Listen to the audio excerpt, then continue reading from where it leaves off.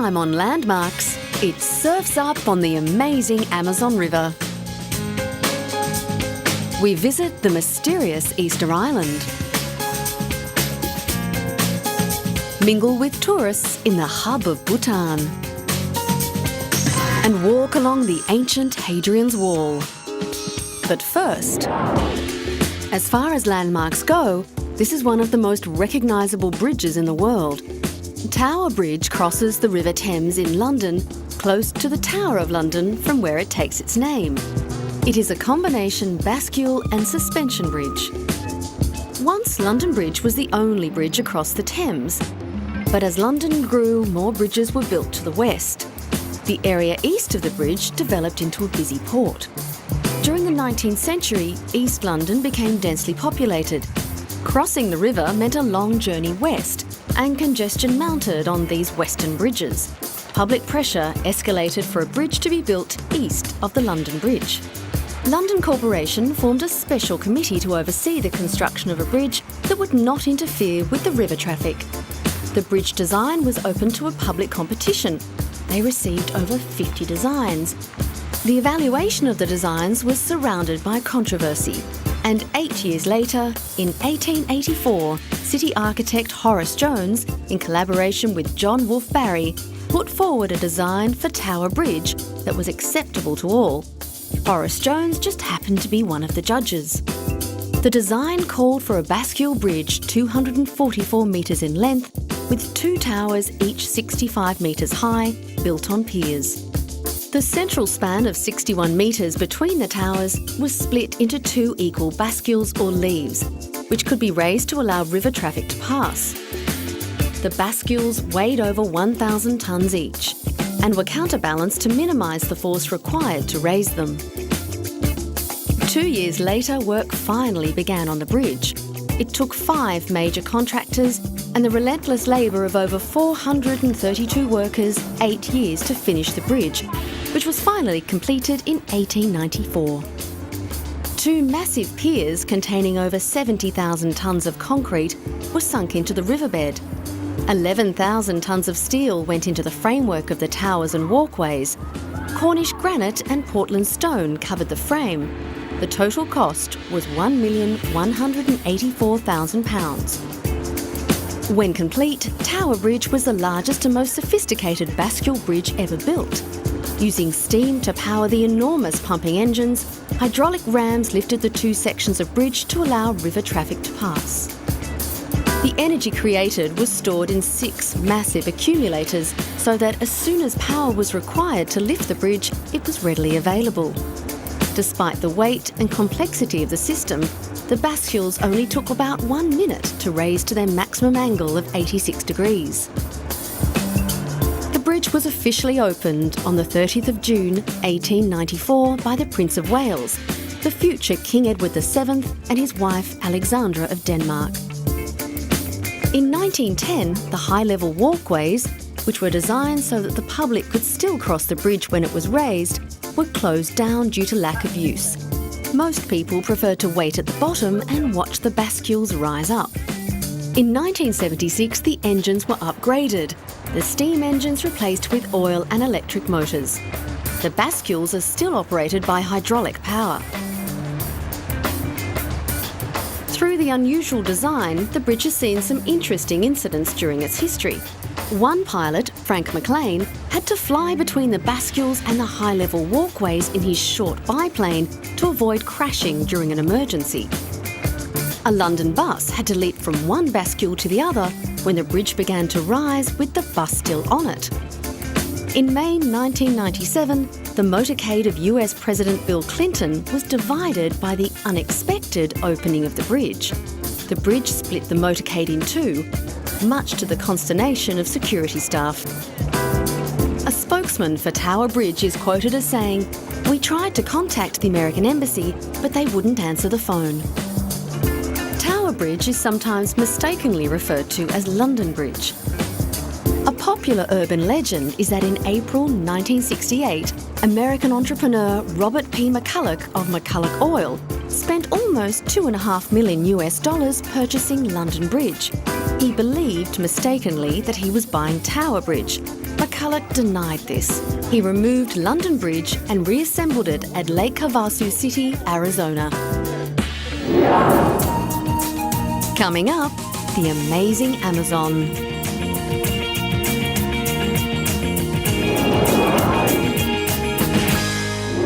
This next landmark is certainly one of the greatest rivers in the world, if not the greatest, and depending on whom you ask, rivals the Nile as being the longest river in the world.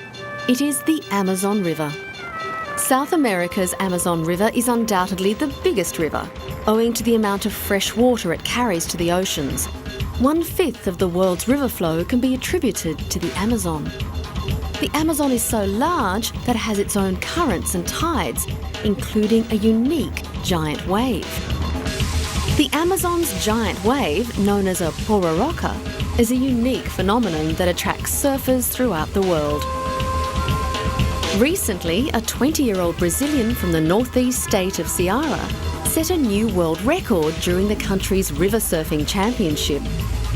Adilton Mariano surfed for 34 minutes and 8 seconds on a wave that was 5 metres high and lasted for some 40 minutes with a speed close to 20 kilometres an hour.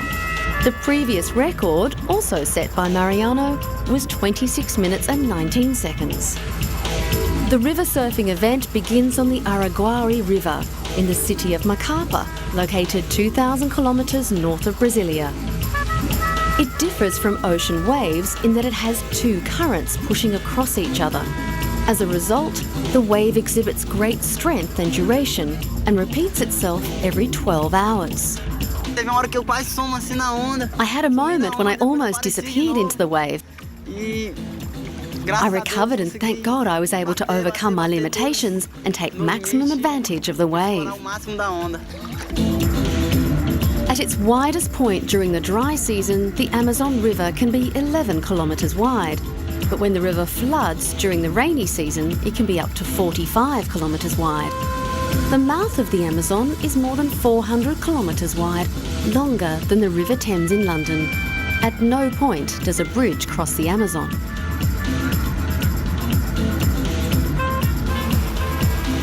The river is home to a diverse range of wildlife, including the Amazon River dolphin, the anaconda, and the carnivorous piranha. With seriously dangerous inhabitants like these, why would one choose to swim these waters? Slovenian Martin Strel claimed a world record as he completed his 2-month swim down the Amazon River, becoming the first person to swim the entire length. The Fishman swam a total of 5,268 kilometres, battling piranhas, crocodiles and hot sun to break his 4th record. Early in the attempt, Strel had to be hauled from the water by his son Borut and others and had difficulty standing. His doctor ordered him not to swim, but Strel, obsessed with reaching Belém, insisted on swimming the final few miles at night to avoid the blistering sun. Nicknamed Fishman, Strel started his latest big river swim at the Peruvian jungle town of Atalaya, where buckets of animal blood had to be poured into the river to distract piranha from making a quick meal of the swimmer.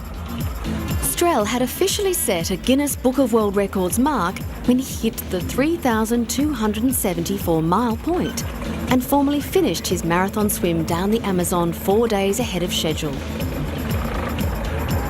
In the last leg of his journey, Strel said the ocean tides coming upriver were driving him backwards at times.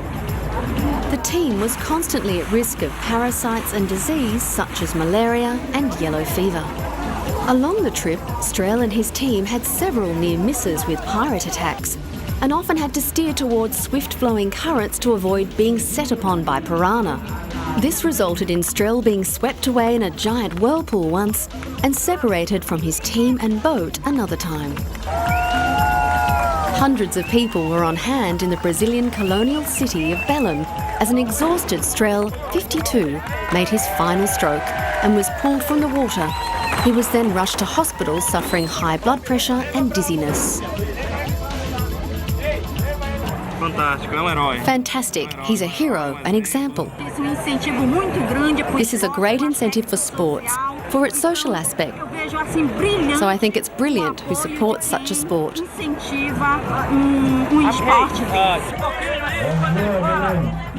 Good morning, Belem. Thank you, Belem.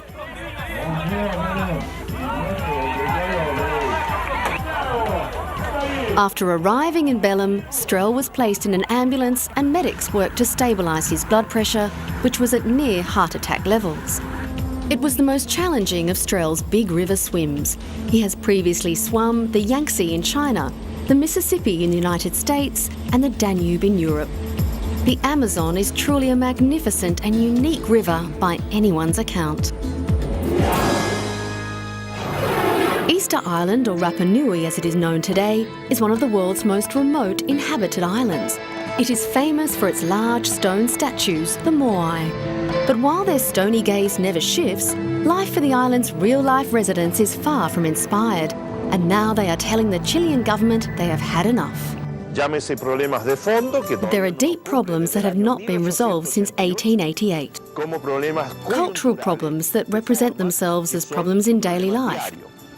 Problems like education, health, employment, infrastructure, conservation. The general sentiment is that Easter Island has a distinctly Polynesian feel, far different from the Latin American mainland to which it is tied.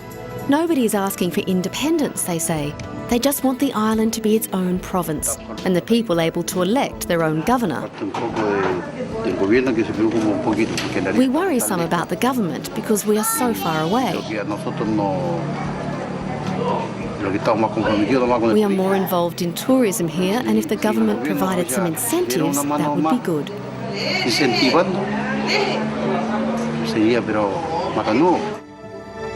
In 2006, President Michelle Bachelet approved the construction of a new public hospital and promised to give Easter Island more autonomy.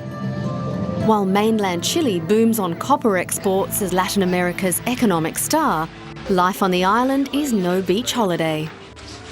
Why did the government build a nice hospital? They do renovations, but there aren't any good doctors. We don't need a nice hospital, we need good personnel. Most islanders are aware they must retain economic links with Chile in order to survive, but are hoping to pass a bill which will mean greater choice and more resources to keep their unique island alive.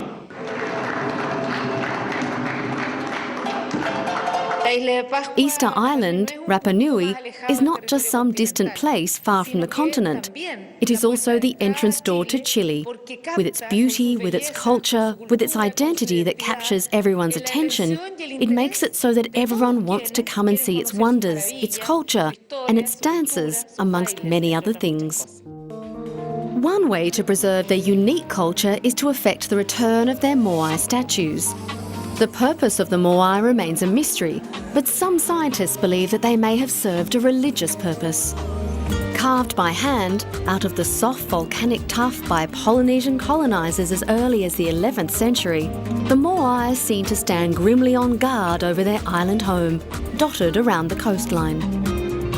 Many can be found in museums and collections around the world. Efforts are being made to collect and return them all home. One such statue was recently handed back. Dozens of Chileans attended a reception at the Recoleta Cultural Centre in Buenos Aires to examine the 2-metre monolithic statue. Chilean artist Rosa Velasco, who owns the statue, joined forces with Chilean government officials, businessmen and members of the Easter Island indigenous community to work through the legal process to send the work back to its origin. It's an artistic act because I'm a visual artist and the moai is mine. I'm returning it even though I could also have sold it. But I think that at this moment in the history of man, art has the obligation of putting aesthetic values before the value of money. The sculpture will be taken back to Easter Island, where Indigenous Islanders will welcome the statue home with a traditional ceremony. The ancient Easter Island statue will have finally returned to its homeland after 86 years. What happens is that for native people like us, ethnic people who live and believe in cultural traditions, this kind of thing makes us emotional because it's part of our daily life. In such remote places where globalisation doesn't exist, we're very far from that. The daily things that unite us with our ancestors are the most important things.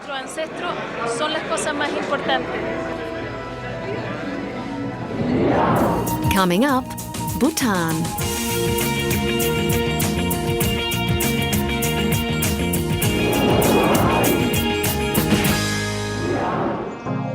This is Bhutan. It has all the elements of Shangri-La: misty mountains, mysterious monasteries, emerald green paddy fields, and tales of yaks and yetis. After years of control, the number of foreign tourists visiting Bhutan's spectacular conifer and rhododendron forests and hilltops adorned with fluttering Buddhist prayer flags is increasing. The Himalayan kingdom of Bhutan has been selling itself as high-value, low-volume tourist destination, consciously excluding the backpackers who roam neighbouring India and Nepal by insisting visitors spend at least $200 per person per day during the peak season. Hollywood stars like Uma Thurman and Cameron Diaz are reported to frequent Bhutan's boutique hotels, but it's mostly groups of elderly Americans or nature lovers who visit the country. Now the government of the remote Himalayan kingdom says it plans to increase the number of tourists to 27,000 in the next 4 years, but again the focus is on the high end. Bhutan is off limits to mountaineers. Its people believe the peaks are abodes of the gods and boasts the world's highest unclimbed mountain, the 7,570-metre Gangkar Puensum. Most tourists head for the monasteries and fortresses, which dominate every district and host exotic religious festivals, where monks and laymen swirl in ritual dance in events that last several days in spring and autumn. Not many complain of the high costs. The experience is much more than what they pay for, although food quality is always at the top of the list of complaints by tourists. One visitor loved the place so much on her last stay that she decided to revisit this year. The people are wonderful, and just, you can feel the spirituality everywhere, and the landscape is as beautiful and untouched as anywhere I've ever been. I think it's beyond money in that what you gain from just being here and experiencing all the people, you can't put a price on that. Bhutan says it learnt many lessons from the way Nepal threw open its doors to tourists in the 1950s and became a destination on the hippie trail. It is avoiding backpackers and wooing the rich who can contribute something to its economy. We don't want backpackers because, given the absorptive capacity of the country with infrastructure problems, which is now slowly, disappearing. But in the past, we did not want to have these, hordes of, so-called backpackers who compete on spending less rather than leaving behind something, So they leave behind only their, the waste and their rubbish and hardly anything to the economy. These days, the price does not put off as many people as it did when visitors were first allowed in 1974. Especially when hotels, food, transport and a guide are included. Insofar as every journey that the guest comes to experience in Bhutan is unique to them. We very much try and customize their tour, their experiences, their expectations. We like to be able to say that our guests have something very unique when they come back. But Bhutan is slowly modernising and opening up to the outside world. The first car arrived in 1961. Television was finally allowed in 1999, and Shakira now dominates the discos of the capital, Thimphu.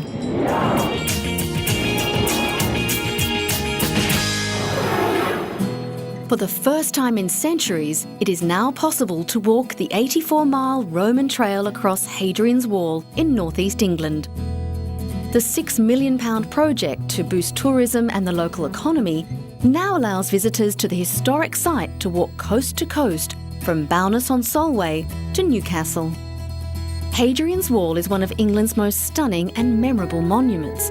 It was built in AD 122 to separate the Romans from the barbarians.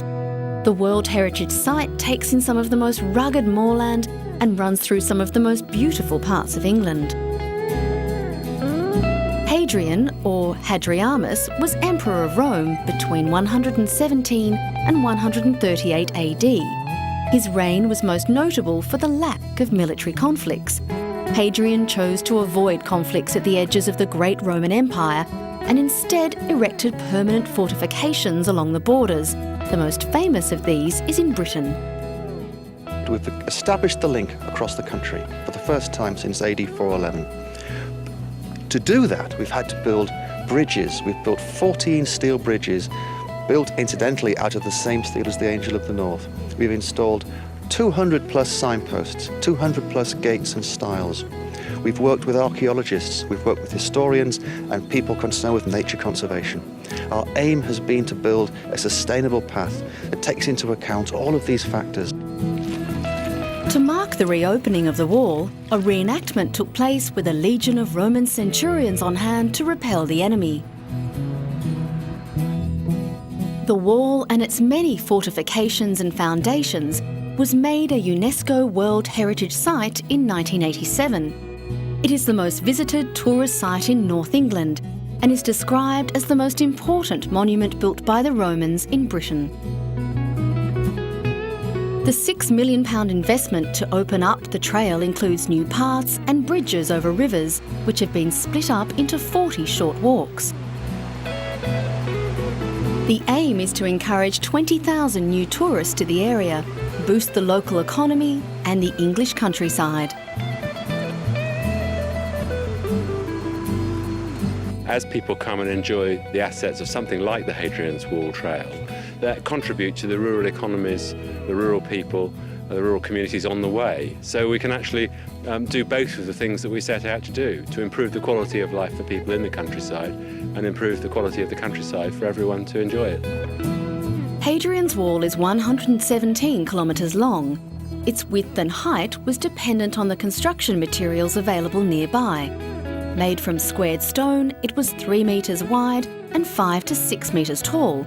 Some sections were made from turf and measured 6 metres wide and 3.5 metres high. This does not include the wall's ditches and forts.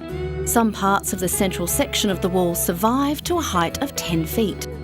The trail is already attracting an international following. I decided to walk the Hadrian's Wall National Park because I like the old Roman history that's part of England, and nature that I hope will be forever here. And also I'm interested in the Industrial Revolution, which is part of England also. And of course the English pubs. Opening up Hadrian's Wall Trail is part of the ongoing efforts by Britain's Countryside Agency to allow people to enjoy the natural beauty of the UK and take in some of the glorious historic sites in the north of England.